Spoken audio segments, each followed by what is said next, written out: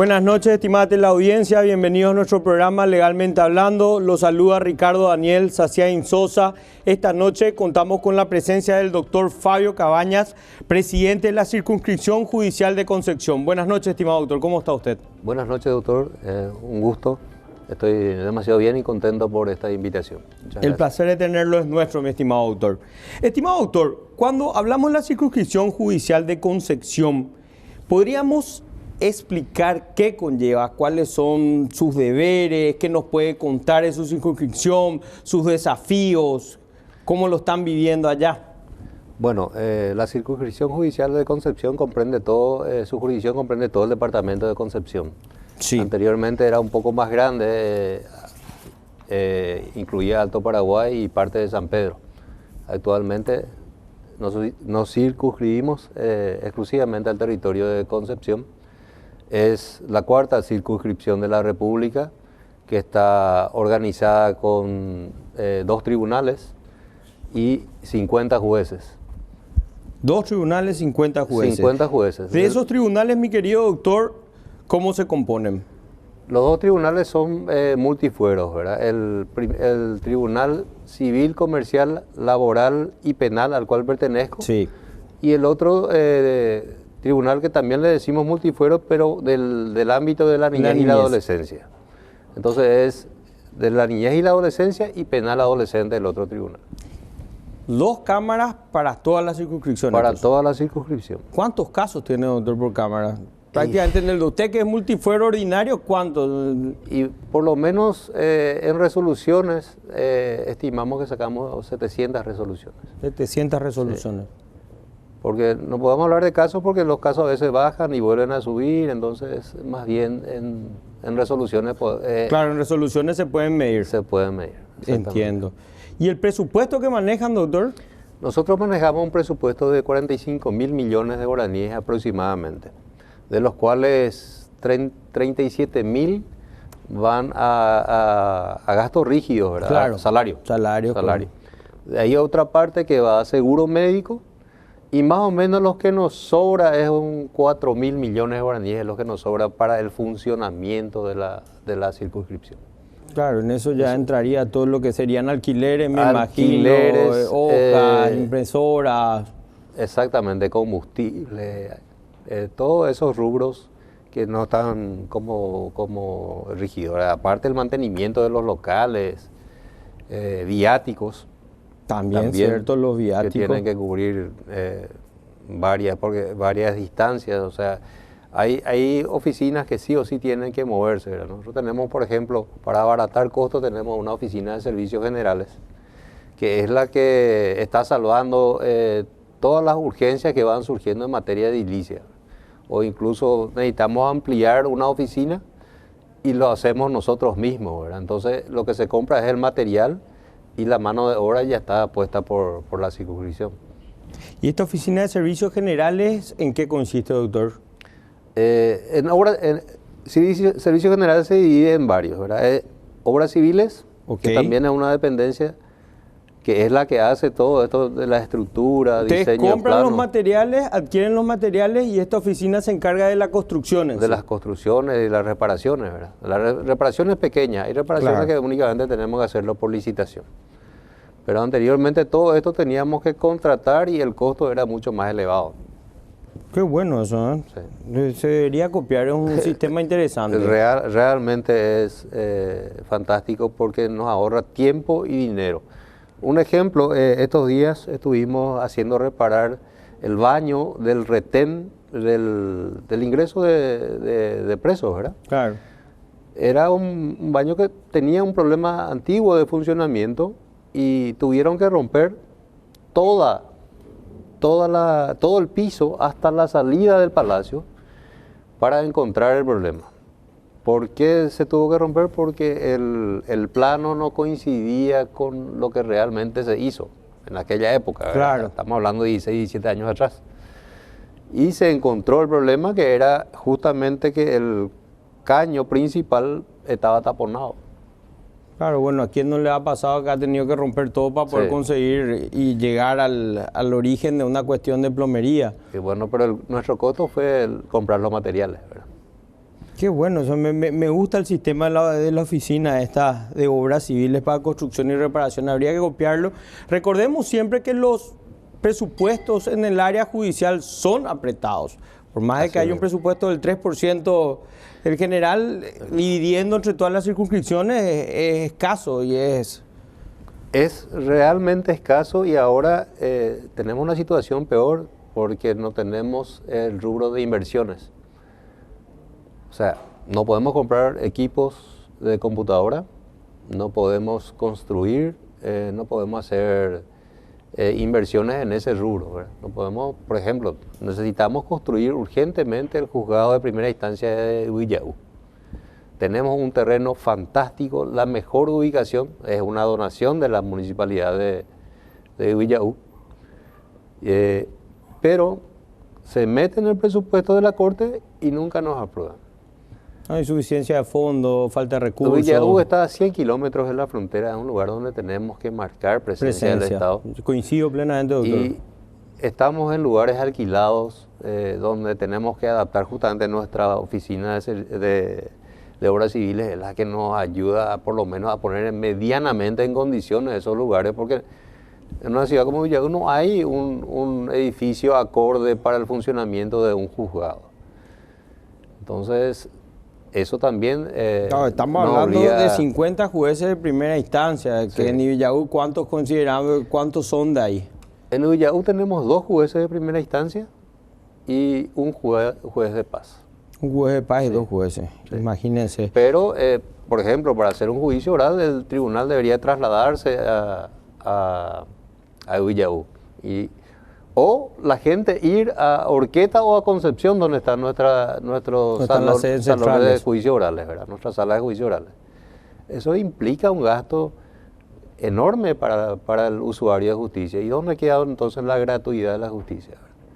Del servicio? No solamente el gasto que acarrea, sino que el tiempo uno tiene que moverse, tiene que ir a otro lugar. Prácticamente es litigar en otra ciudad teniendo domicilio legal en otro lugar. Así mismo. Y ahora logramos que se incluya de nuevo en el proyecto de ampliación presupuestaria de la Corte lo necesario para dar inicio a esa obra, que realmente es imprescindible.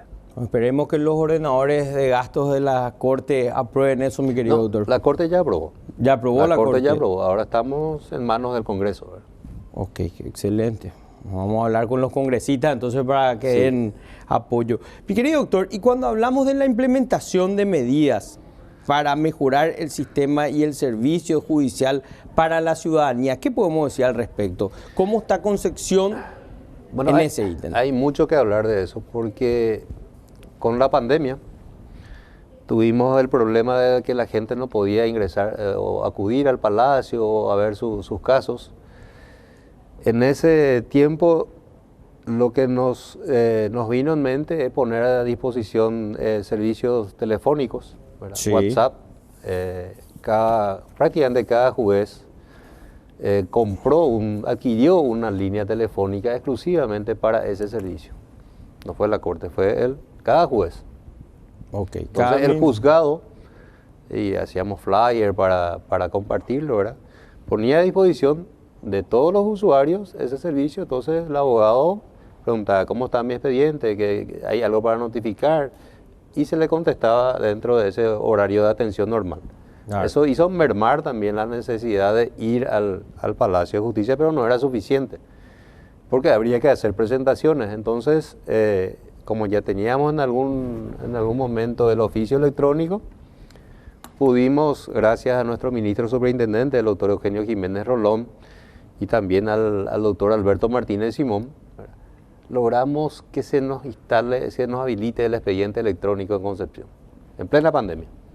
Sí, fueron uno de los primeros, creo, incluso fueron como un conejillo de India, donde fueron uno de los primeros, recuerdo. Sí, en realidad estaba más o menos encaminado a que iba a ser Encarnación, pero como tenemos, aparte de nuestra oficina de obras civiles, tenemos un equipo fantástico de informáticos que ya estaban trabajando con la Dirección de Tecnología.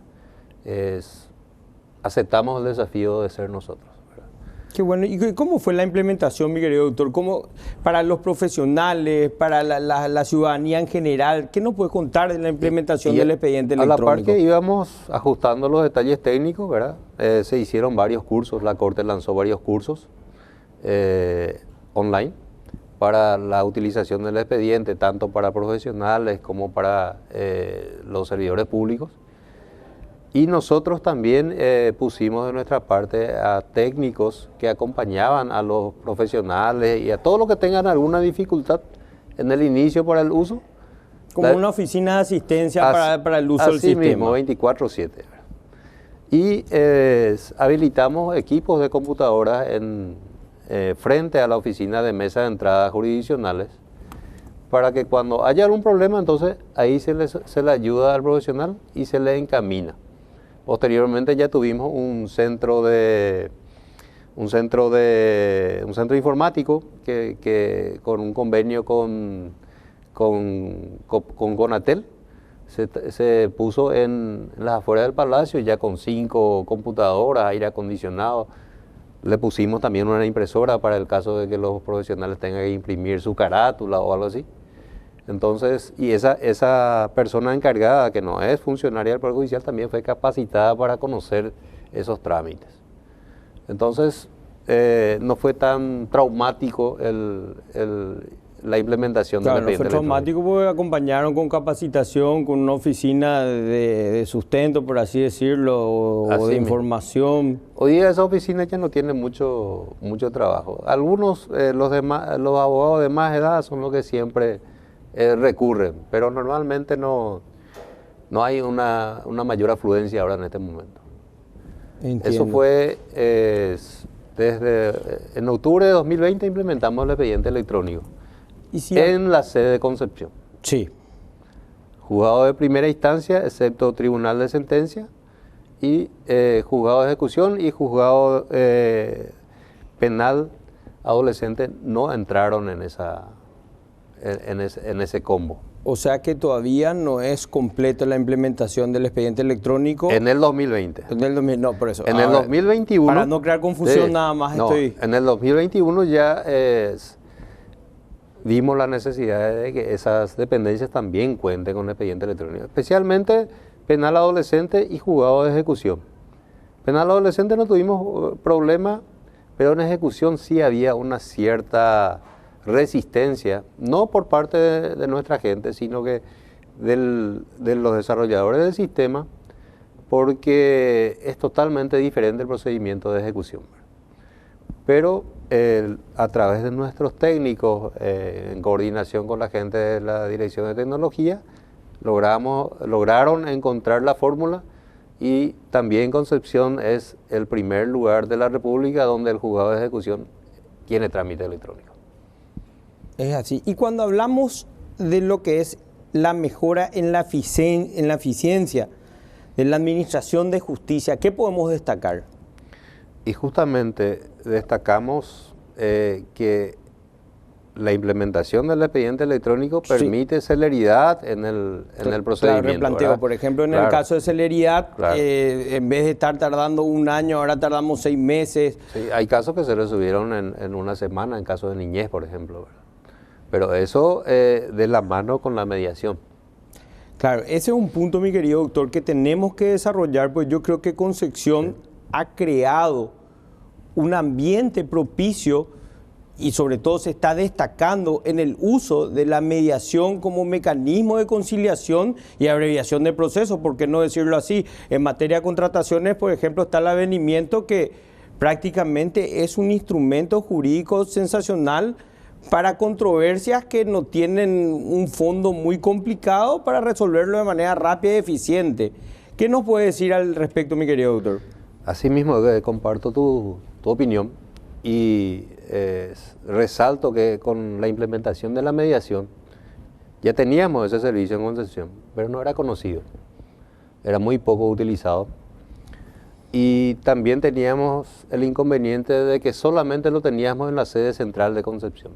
Concepción tiene la sede central, Concepción, sí. Después una sede de primera instancia en Horqueta, con su juzgado de paz aparte también, otra sede de primera instancia en Vallemí, a 100 kilómetros, y otra sede en Vallemí, a 175 kilómetros, y en Ibillau, a 100 kilómetros. Esas son las sedes de primera instancia, ¿verdad? Y solamente en Concepción había mediación. Orqueta no tenía, a Orqueta se le puso un funcionario de mediación también, pero Ibillau y Vallemí, que estaban mucho más distantes, no contaban con ese servicio. Pero podían recurrir a la sede central. Tendría que ir la persona, los interesados en mediar su caso hasta Concepción o hasta Orqueta. Entonces, a raíz de la inquietud de un juez de Ibillau, que nos hizo ver ese problema, porque a veces uno no puede... ¿Podemos decir el nombre del juez, mi querido doctor? Pues sí, estas son las cosas buenas que hay que destacar. Sí, el juez es el juez Manuel Benítez Mongelos. Mi respeto y mi saludo, doctor Manuel Benítez Mongelos. Muy buen juez de primera instancia de Ibillau en lo civil y comercial. Y niñez y adolescencia. Bueno, gracias al pedido de él de que necesitaban mediadores, recurrimos también a la dirección de mediación y nos presentaron un programa de mediación móvil. Entonces analizamos eso, vimos los recursos que teníamos y cómo podíamos implementarlo en Concepción. Un programa de mediación móvil que consiste en que el mediador va al lugar de donde se le necesita, vamos a decir, del conflicto, ¿verdad? Y como Orqueta ya está cubierta, nuestras necesidades se centraban en Ibillau y Vallemí. Claro. Bueno, ¿y cómo hacemos? Bueno, tenemos un minibús que lo ploteamos para personalizar el servicio, ¿verdad? Dice Mediación Móvil Concepción. Hablamos con los mediadores y designamos un mediador que, aparte de cubrir su trabajo en Concepción, un día a la semana tiene que ir a Vallemí y el otro un día a la semana a Ibillau. Entonces, para que no haya problema de fechas, lunes es Ibillau, viernes es Vallemí. Ahí los profesionales ya saben, ya pueden agendar con tiempo, ya se pueden preparar con el tiempo correspondiente. Eso acompañamos con mucha divulgación, ¿verdad? Visitamos las radios, nos fuimos a los programas que hay en la zona, preparamos flyers, porque en el interior lo interesante es que no es que el medio de comunicación sea más la televisión o la radio. No es el más masivo. Hoy día son los medios digitales. Todo lo que es el celular, sobre todo. Lo que pones en WhatsApp para ciertos grupos, eso se expande y se conoce. Así hicimos con Azote. ¿Cuál es la radio que podemos ir? No. Por WhatsApp es la comunicación. Entonces tenemos que adaptarnos también nosotros a eso. Y para eso está nuestra oficina de comunicación. Doctor, ¿y para la implementación de esta mediación hicieron capacitaciones? ¿Cómo promocionaron? En el caso que es lo mío de contrataciones, el vendimiento es conocido, pero no tanto. Así mismo. Entonces, ¿cómo ustedes promocionaron? ¿Cómo pudieron capacitar a los abogados, a nuestros colegas, incluso también a la... Justamente con el análisis de la realización, de la implementación de la mediación móvil, una vez que empezamos ya a difundirlo, nos dimos cuenta que necesitábamos hacer saber qué es la mediación, cuáles son sus alcances. Y reunido con la doctora Gladys Alfonso, que es la directora, pensamos en hacer un curso. Y ese curso ya se convirtió en un diplomado, algo mucho más... O sea, un diplomado no es un curso, un diplomado tiene horas mínimas, tiene ciertas... 100 horas mínimas, sí. Y bueno, y queríamos hacerlo en Concepción, para difundir en Concepción, ya que estábamos empezando a trabajar con eso en Concepción. Y bueno, le llevamos al ministro superintendente, al doctor Eugenio, le llevamos la idea, él enseguida le dio su visto bueno, y bueno, vamos a hacer algo a través de la Corte. La Corte autorizó la realización del diplomado gratuito. Por primera vez era un diplomado gratuito, porque normalmente es un buen negocio hacer un diplomado, ¿verdad? Y contactamos con facilitadores de casi toda Latinoamérica, ¿verdad? Toda América del Sur, incluso de España también estuvieron, de Brasil, de Argentina, o sea, se convirtió en un diplomado internacional. Qué bueno. ¿Cuántos inscritos tuvieron, doctor? Lastimosamente nosotros al habilitar no previmos que íbamos a tener tanto éxito, tanta difusión. Se inscribieron 1.900 personas. 1.900 profesionales se inscribieron para el diplomado. Para el diplomado. Tuvimos que hacer una selección de los primeros anotados.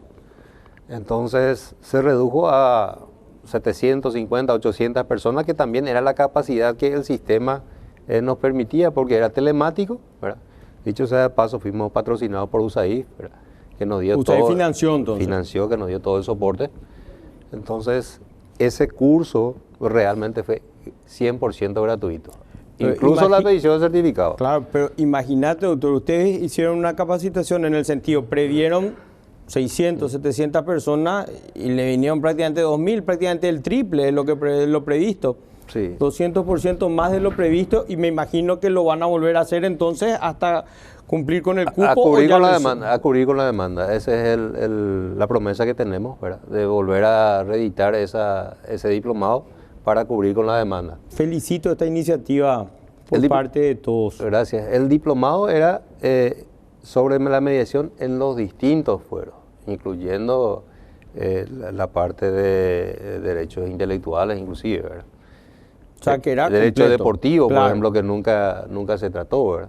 Entonces, la persona que accedía a ese curso tenía una capacitación de primer nivel, y logramos con eso expandir también el conocimiento sobre la mediación, y aumentó el servicio, aumentó la demanda del servicio. Claro, me imagino. Tal vez así que ahora, capacitados, difundidos. Tal vez así que ahora estamos insertando en el presupuesto para el 2024 la creación de más cargos de mediador. Imagínate el ahorro en justicia, en tiempo, en materia prima, en todo. Hay un ahorro importante en eso, porque los plazos son ínfimos en comparación a una demanda ordinaria. Así mismo. Y esta actividad de los mediadores también estamos tratando de unirlas con la de los facilitadores judiciales.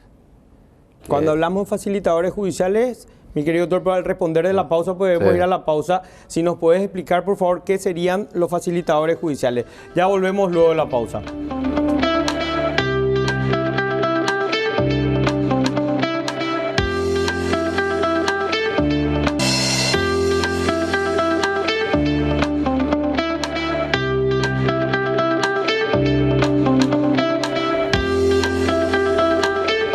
Seguimos nuestro programa Legalmente Hablando con la presencia del doctor Fabio Cabañas. Estimado doctor, si nos podrías explicar a cabalidad, por favor, entonces, para continuar.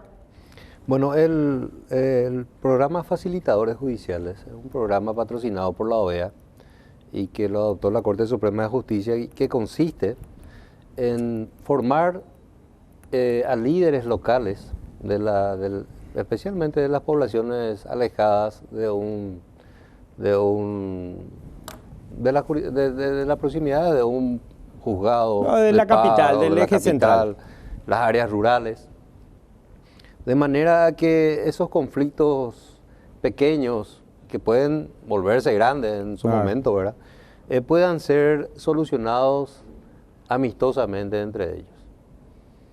Por ejemplo, en Concepción, estos días estuvimos con la visita del ministro Eugenio Jiménez, que fue a visitar a un facilitador judicial para ver cómo estaba trabajando.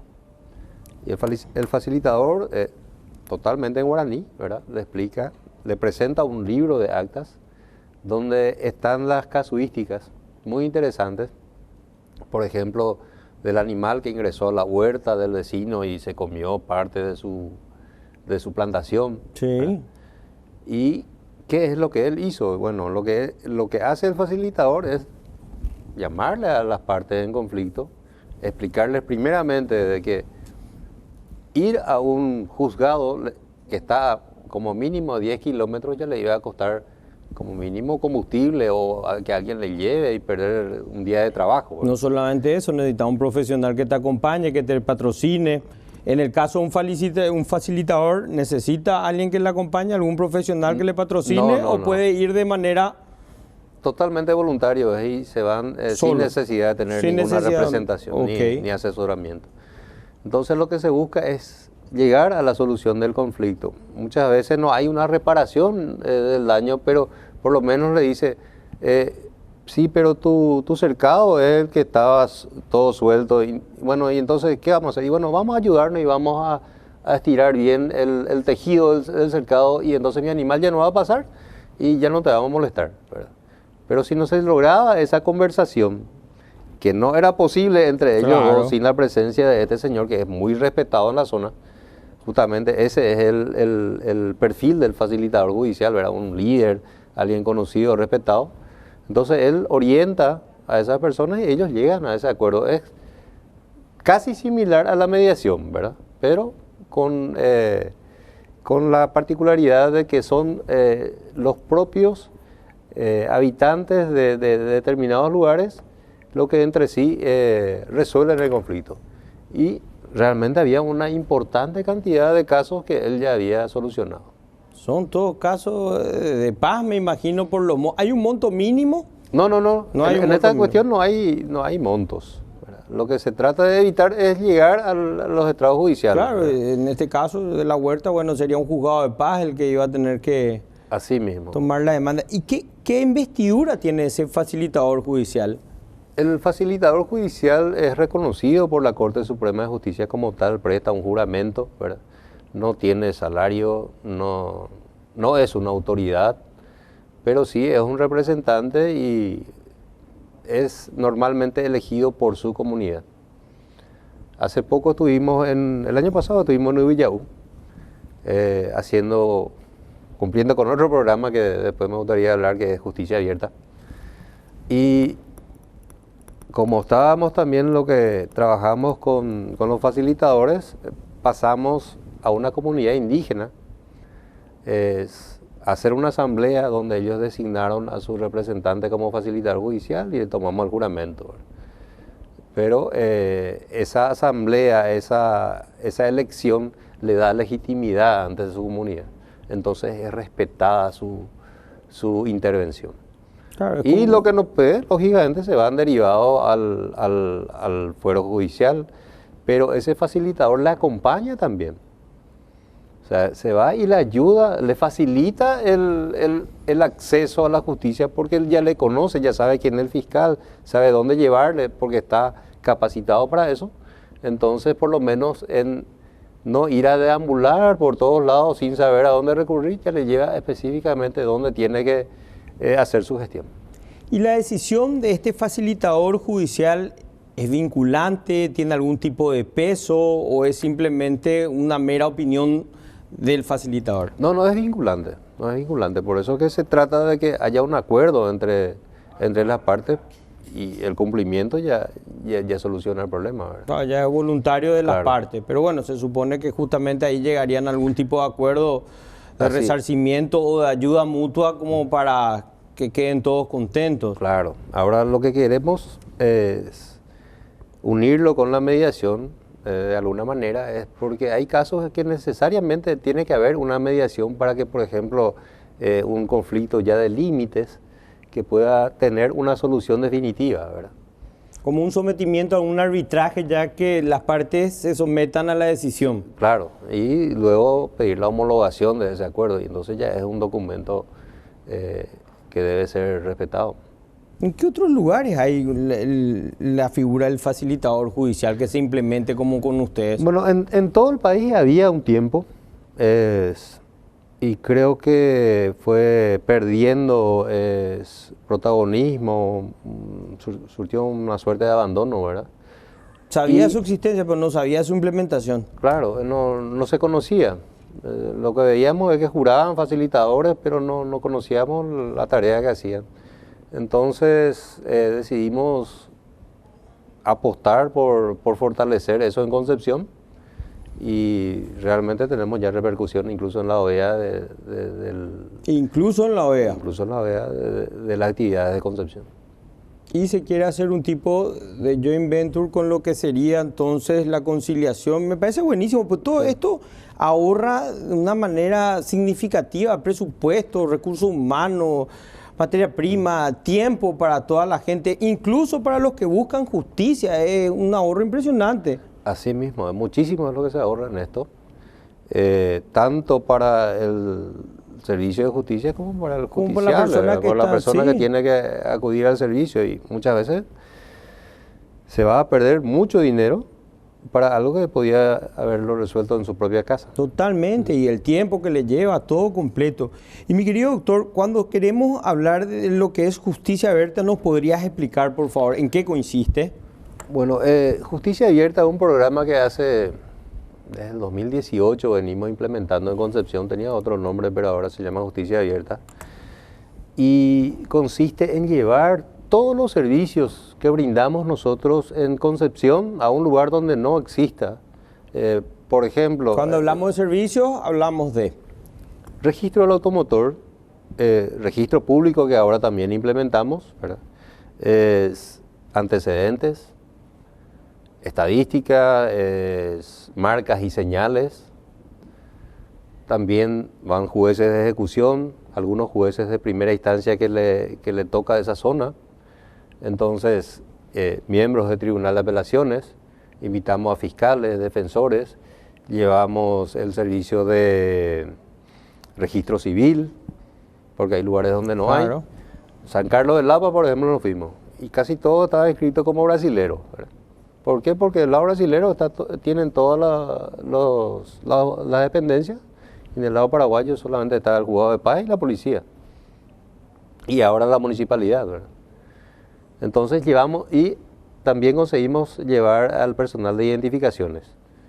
Eso lo hacemos fines de semana, fuera del horario laboral. ad honorem. Ad honorem, sin cobrar ningún viático, excepto los choferes, que sí la circunscripción pone el móvil, y por lo menos a los choferes le pagamos su viático. Pero Bueno, eso es una cuestión un del trabajo seguro del vehículo, luego tienen que Claro. ser esos mismos choferes los que manejan. Claro, y es totalmente voluntario. ¿De dónde nace esta iniciativa? ¿Quién es el que impulsa? ¿Por qué Concepción? ¿Quién está impulsando? ¿Quién es la figura detrás de esto? Y la figura detrás de esto es nuestro ministro superintendente, el doctor Eugenio Jiménez Rolón, ¿verdad? Que quiere, en su primer discurso, cuando habilitamos el registro público, la oficina del registro público, la primera en el norte también, ¿verdad? Me mencionó de que a mí me gustaría que Concepción sea referencia jurídica y en acceso a la justicia. Y de seguir así lo va a lograr, porque realmente es totalmente atípico, tanto la conciliación, tanto el facilitador judicial, y esto de la justicia abierta, la verdad que no Sí. escuché nunca. Es bastante similar al programa que tienen en Central, que creo que el juez va a tu casa, a tu barrio, algo así. Es bien parecido, solamente que nosotros llevamos todos los servicios y tratamos, por ejemplo, vez pasada estuvimos en Azoteí, llevamos también plantines para que se pueda trabajar en la forestación. Eso, terminaron los plantines y nos pidieron más. Y como llevamos identificaciones, se hicieron numerosas cantidades de cédulas, pero no es solamente la gestión de hacer el procedimiento para tener la cédula, sino que también elaboramos una lista y le damos seguimiento. Entonces, las identificaciones nos dicen, ya tenemos la cédula, mandamos publicar que vamos a volver ahí para entregarle la cédula, para que esa persona tenga realmente su documento. Y hay personas de 60, 70 años que nunca tuvieron documento. O sea, que se van, hacen el trabajo de campo, relevan, inscriben, preparan el trámite para la cédula y también van para entregarlo. No es que la persona tiene que ir hasta Asunción, hasta identificación, a retirar su cédula. No. Y imagínate, para un registro de marcas y señales de ganado, el que está en Villaú tiene que pagar a un gestor para que le haga en Concepción o en Orqueta su registro. ¿Y cuánto le cuesta eso? Si él lo va a hacer personalmente, tiene que pagar pasaje o combustible. Y normalmente un gestor, entre todo, le cobra 500.000 guaraníes. En cambio, nosotros le llevamos gratuitamente ese servicio hasta su localidad. Realmente nunca escuché, lo felicito al ministro Eugenio Jiménez, realmente una iniciativa muy buena y sí, salen totalmente fuera de lo típico porque estamos hablando de trabajos que se están realizando ad honorem. No hay sueldos, hay que aclarar eso y hay que destacar, estamos hablando de capacitaciones que fueron gratuitas. Así mismo. Y ahora estamos, justamente estamos tratando este año de fortalecer la capacitación. Claro, y te quedó pendiente prácticamente cursos para 1.400 personas en lo que es... Sí, en lo que es mediación. Sí. Pero ahora estamos también tratando de que sean puntos específicos de procedimiento para nuestra gente, o sea, para el mejor desempeño de los funcionarios y magistrados. Por ejemplo, un curso específico sobre regulación de honorarios. Sí. Que nos permita realizar o justipreciar mejor la tarea que hacen los profesionales y más rápido, ¿verdad? Sí. Entonces, estando los funcionarios ya capacitados y los magistrados más avesados todavía en el tema, lógicamente el resultado va a ser una mejor resolución sin necesidad de recursos y eso es en pro del usuario, ¿verdad? Sí, tal cual. Sobre todo también para los colegas acá. Eso es Exacto. importante que se sepa que están haciendo estos cursos. ¿Estos son gratuitos también, doctor? ¿O? Sí, esto van a ser con el Centro Internacional de Estudios Judiciales y lógicamente el ministro Eugenio Jiménez ya pidió que se realice esto. O sea que ya está aprobado por la Corte, ya está aprobado Ya por está Superintendencia. Ya está aprobado y en algunos casos vamos a estar trabajando conjuntamente con Central para que el curso sea en ambas circunscripciones. Y en el caso, mi querido doctor, de lo que quedó para 1.400 colegas o personas que están en el tema de conciliación, ¿eso va a volver a ser gratuito o va a tener ya un costo? No, va a volver a ser gratuito. ¿Eso ya está Sí. presupuestado, aprobado por la misma entidad financiera? Yo creo que ellos no se van a negar porque por el éxito que Por tuvimos. el éxito tuvieron ¿verdad? también. Y realmente lo que nos falta es un poco de tiempo de acomodarnos, porque ahora Argentina está haciendo lo mismo que hicimos nosotros, solamente Claro, que no hay con que hacer costo, lo ¿verdad? mismo. Ah, con costo. ¿Cuánto es el costo? No estoy bien. Aproximado. Solamente si se sabe para poder comparar y decir, bueno, listo, mira, esto es lo que se ahorró cada particular que hizo el curso. Lo que El pasa es que- diplomado, porque un diplomado, hay que destacar, es un diplomado gratuito, no es un curso. El diplomado más barato en Paraguay estaría por los 400.000 guaraníes. El más barato. Coincido Y bueno, plenamente. Por 500, ¿cuánto nos va a dar? ¿Verdad? ¿No? Es Yo muchísimo. llegué a hacer el número y dije, cuántas cosas, cuántas hojas, cuántas tintas nos vamos a comprar por esto. Felicito al ente financiador, felicito la gestión, realmente es una cuestión admirable, es para felicitar, hay que decir las cosas buenas que se hacen y que se destacan, hay que decirlo. Yo siempre digo que nosotros somos un programa de índole didáctico y sobre todo destacamos las cosas buenas que tiene el mundo del derecho y nuestro sistema judicial, ¿por qué no decirlo? Así como tenemos falencias, tenemos cosas buenas como la que usted está contando. Y realmente es satisfactorio también porque estamos trabajando más de cerca con los gremios de abogados, ¿verdad? Y ellos te traen a veces algunas inquietudes. En el juzgado de paz falta un personal más, o la escalera del juzgado es muy peligrosa, y cosas que uno de repente no, Claro, no siempre puede. hablando de presupuesto y ver que... Y enseguida solucionamos los problemas, ¿verdad? Incluso esta creación del registro público, la oficina de registro público en Concepción, es un pedido de hace años que ellos tienen, ¿verdad? Los gremios de abogados y escribanos. Y bueno, ¿cómo hacemos? Claro. Mi Ya. querido doctor, un tema pendiente que me preguntan acá justamente y nos van a preguntar seguramente es para hablarlo, pero al volver de la Sí. pausa. El tema de seguridad en Concepción. ¿Cómo está? ¿Es materia pendiente? ¿Es algo cumplido? Ya volvemos luego de la pausa.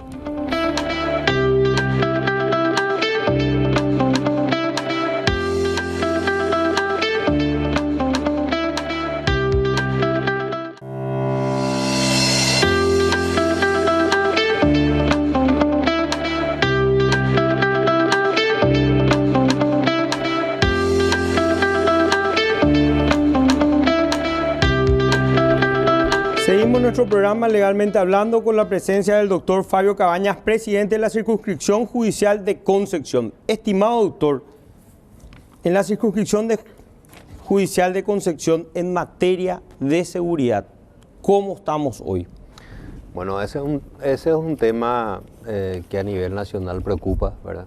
Principalmente en Concepción, donde nos consideran o se considera zona roja, ¿verdad? Sí.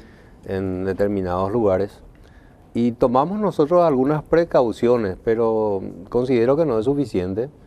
Y tampoco la policía puede más que asegurar nuestros edificios, ¿verdad? Porque ellos tienen una limitación de un porcentaje pequeño que puede ser destinado a ese rubro. Entonces, lo que tenemos es que algunos jueces que tuvieron una situación sensible, posibilidad de, o sea, alguna amenaza o que tenga un caso bastante complicado, ¿verdad? Entonces esos tienen seguridad, tienen una seguridad por parte de la Policía Nacional. Tiene una cobertura. Todo lo que está, me imagino, en la parte del penal. Bueno, hoy en día se alivianó un poco ese peso porque se abrieron los juzgados de crimen organizado. Entonces muchos de esos casos que eran bastante complicados para nosotros por la gravedad del hecho, ¿verdad? Entonces esos pasaron a la capital. Entiendo. Eso por lo menos alivianó un poco esa situación, ¿verdad? ¿Y qué pasa con los ordenadores de justicia que estuvieron en estas situaciones, ¿verdad? Que son bastante complicadas, por así decirlo? ¿Se quedan aún con el juzgado de crimen organizado? ¿Se quedan con la protección? ¿Le sacan la protección? ¿Cómo quedan ellos expuestos? ¿Son administradores de justicia? ¿Viven en la zona? No, ¿Trabajan en la zona? Sí, continúan con su protección. Continúan con su protección. Y en el sentido, mi querido doctor, de lo que están haciendo para garantizar la transparencia y la independencia del Poder Judicial en Concepción, ¿cómo estamos y qué mecanismos se están tomando? Bueno, para garantizar, como una de las maneras de transparentar la gestión, ya en el 2018 nosotros implementamos en el Tribunal de Apelaciones el sistema de sorteo de preopinantes en vivo. ¿En vivo? En vivo. La transmisión se comunica por vía Facebook el día que se va a hacer el sorteo de todos los expedientes. Entonces se hace por bolillero.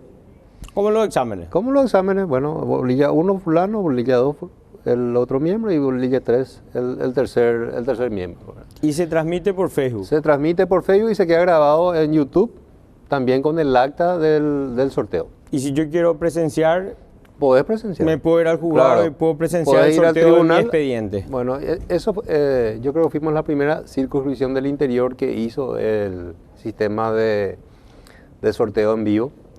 Y luego teníamos una cámara que apuntaba panorámicamente, ¿verdad? Y teníamos la necesidad de que se vea la bolilla, porque era muy pequeña. Claro. Entonces nuestros técnicos pusieron otra cámara para el zoom, acá enfrente al bolillero. Entonces sale el resultado y se muestra el número de la bolilla para darle transparencia a ese sorteo. Sí. Una vez se fue un abogado a decirme hace poco, Fabio, yo vengo a quejarme porque no sé quiénes son los miembros del tribunal que van a estudiar mi apelación. ¿Y por qué no sabes? Y nadie me dice. Pero si eso en la sala si sí, había recusaciones. Sí, no, está en el Facebook, está el sorteo, ahí está. E incluso puedo entrar y ver el PDF del acta. Está todo ahí. No me digas, yo no sabía. Por favor, nunca cuentes mi nombre. No voy a contar su nombre. No, categórico. Con vergüenza salió de la oficina una persona joven que maneja redes sociales y él no se había dado cuenta de que eso se hacía ya permanentemente desde el 2018. Es buenísimo, un sistema, todo lo que acarree transparencia para la justicia, sobre todo si se están haciendo bien las cosas, hay que contar, hay que mostrar. Claro, anteriormente nos reuníamos y bueno, se hacía el sorteo pero nadie veía, entonces ¿por qué no decir que nos repartíamos? Vos agarrás este si querés y yo agarro este, ¿verdad? No. Y es lo que queríamos nosotros evitar. Claro, es una situación que se transparenta. Sí. Muchas veces la idoneidad de cada administrador de justicia es sabía por todos y nadie duda, pero si ya se está haciendo lo correcto, ¿por qué no mostrarlo? Si es la misma cosa, solamente que con el ojo público. Ahora, continuando con el tema de la transparencia, creamos una oficina de informaciones internas y externas, ¿verdad? No lo dirige un periodista, lo dirige una abogada y ella es encargada del Facebook, de la página web, y en la página web vas a encontrar toda la información, funcionarios, ejecución presupuestaria, todo lo que nos pide la ley de transparencia está ahí. Tanto es así que tenemos un 100% en la autoevaluación de transparencia. Imagínate, buenísimo. Incluso incluimos en esa página, podés ver, por ejemplo, cuántas inhibiciones tiene Fabio Cabañas en este mes. De cuántos casos se inhibe, o sea, están los casos en que yo me inhibo. Podés incluso agarrar y decir, bueno, este es el juez que más se inhibe en Concepción. No, no solamente eso, me da el acceso para decir, mira, se inhibió de este en un grupo, y acá no, acá sí. Así mismo. Se transparenta mucho, da muchas herramientas, sobre todo para nosotros, para todos los colegas. Eso está en la página web de la circunscripción, cjconcepcion.gov.pi. Excelente. Mi querido doctor, cuando hablamos de hechos punibles, ¿cuáles son estadísticamente los más denunciados en Concepción? Si vamos al año 2022, el año pasado, es el incumplimiento del deber legal alimentario. Deber alimenticio, entonces. Es el número 1. Y hasta mayo de este año continúa primero en el ranking, ¿verdad? Incumplimiento del deber legal alimentario. Y que convengamos que a veces conlleva la pena de privación de libertad. Sí, tenemos gente condenada, presa y condenada por incumplimiento. ¿Cuántos casos más o menos, mi querido doctor, estamos hablando? ¿Aproximado? Entonces, 180 casos de incumplimiento. Luego le sigue la violencia doméstica. Violencia doméstica es un tema particular porque no deja de coincidir en todos nuestros programas y nuestros invitados que tenemos un problema real en lo que respecta a violencia doméstica, violencia familiar, y que evidentemente no estamos dándole la importancia necesaria. Sí. Si puedes proseguir, mi querido doctor, claro, por favor. Violencia familiar está en segundo lugar, porque violencia doméstica que tratan los juzgados de paz, eso a nivel país es una epidemia, ¿verdad? Es una pandemia. Pero en crecimiento, sí. Sobre todo me sorprenden los números, porque cada vez que tenemos un invitado nos están dando números que son alarmantes y veo que no se está dando la importancia necesaria. Así es. En Concepción, por lo menos ahora, creamos un juzgado de paz más para dar abasto a la demanda, ¿verdad? Tenemos 14 juzgados de paz en el departamento de Concepción. 14 juzgados. Teníamos 15, pero uno pertenecía a San Pedro, el de Puerto Papón, y este año pasó a su jurisdicción. Pero tenemos 14, de los cuales los 3 de Concepción son electrónicos. Son los primeros juzgados de paz electrónicos del país, otra vez. Volvemos a lo mismo. Volvemos se está destacando el departamento de Concepción. Volvemos a lo mismo. Y los demás, a finales del año pasado, conseguimos interconectarlos, o sea, darle servicio de internet a todos los demás, hasta el más lejano, y le habilitamos el oficio electrónico. El oficio electrónico es un elemento importantísimo. ¿Por qué? Porque una notificación... Es inmediato, es inmediato. Una notificación que tenía que gestionar el abogado, llevarle al juez de paz de Sargento José Félix López, 4 horas de viaje camino de tierra, horrible, ¿verdad? No se iba nunca, o tardaba un mes. Ahora con un clic ya recibe y probablemente en 2 días esa notificación ya está de vuelta en el casillero del juzgado de la niñez y la adolescencia, ¿verdad?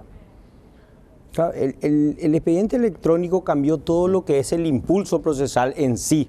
Así porque mismo. A veces los propios profesionales decían, no, pero llega un feriado, este lunes feriado, ¿para qué voy a notificar ahora? Me va a correr el plazo, voy a trabajar, voy a tirarlo para arriba, y es todo automático y es inmediato.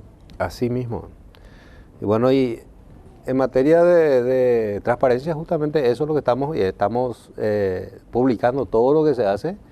En nuestra página de Facebook transmite juicios orales. Y nuestros juicios orales ya fueron retransmitidos por páginas de la Judicatura del Perú, según la constancia que tenemos, ¿verdad? O sea, trasciende esto Concepción, y hoy día la gente ya está viendo ya se comenta, bueno, he visto tal juicio de tal caso. Y, claro, uno lo bueno, puede seguir, y una forma de transparentar es que la gente le vea a los jueces cuando están atendiendo los casos, ¿verdad? Cuando están juzgando y dictando después su sentencia. Es una gran cosa, realmente muy bueno. Mi querido doctor, y cuando hablamos de hechos de violencia familiar, ¿en cuántos casos estamos hablando? El año pasado tenemos 110 casos. 110 casos. Sí. ¿Eso fue en aumento con comparación a los últimos años o bajando? No, está bajando. Probablemente está bajando porque ha estado aumentando en juzgado de paz, ¿verdad? Ah, ok. No es que está bajando, sino que está bajando el peso. En primera procesal. instancia, ¿verdad? Claro, está bajando por el tema de los juzgados. Porque la estructura de los juzgados de paz, lastimosamente tampoco dan abasto, porque el juez de paz tiene que un secretario, un ujier y un dactilógrafo. Esa es la estructura. Entonces, es difícil que den respuesta a todo. No categórico, pero lo importante es algo que es materia pendiente. Yo creo que para la justicia es materia pendiente. Mi querido doctor, quiero cerrar, primero que nada, felicitando al Departamento de Concepción, a la Circunscripción Judicial de Concepción, por la Oficina de Servicio de Obras Civiles. Compran ellos sus propios materiales, realizan las obras, las otras personas. Y voy a decir, bueno, una cosa muy buena, pero también tenés la figura del facilitador judicial, que realmente conocía su existencia, pero nunca escuché su implementación. Soy sincero, dentro de mi ignorancia, no había escuchado antes. Y tenemos también el programa de justicia abierta. Entonces, vuelvo a lo mismo. Las cosas buenas que tiene nuestro sistema judicial hay que contarlo. Muchas felicidades, mi querido doctor Fabio Cabañas. Muchas felicidades para el presidente también, el ministro Eugenio Jiménez, porque realmente esto hay que felicitar. Lo felicito a ambos y a todos los que forman, por supuesto, el sistema. Yo te agradezco muchísimo, principalmente la oportunidad de hacer conocer un poco más sobre Concepción. También el agradecimiento a nuestro ministro superintendente, a mis compañeros del Consejo de Administración, el vicepresidente primero, el doctor Amado Alvarenga, que hace años estamos trabajando juntos, y el doctor Luis Ruiz, que este año se incorporó nuevamente al Consejo. Estamos trabajando en pro de mejorar siempre, apagando incendios con lo que nos toca de presupuesto, ¿verdad? Porque es lo que nos da. Y realmente quisiera aprovechar el momento para destacar, este no es un trabajo de Fabio Cabañas, este es un trabajo... Un equipo, siempre. De magistrados y funcionarios de la Circunscripción Judicial de Concepción. La forma en que mojan la camiseta tiene un sentido de pertenencia y eso es lo que nos permite llegar a muchos logros. Por ejemplo, estas cuestiones que son netamente sin costo, ¿verdad? Que son claro, netamente ad honorem. Entonces, doctor, muchas gracias. Nos están echando del aire prácticamente, sí, pues ya viene el próximo programa. Estimada la audiencia, nos vemos el próximo domingo a las 21 horas. Muchas gracias.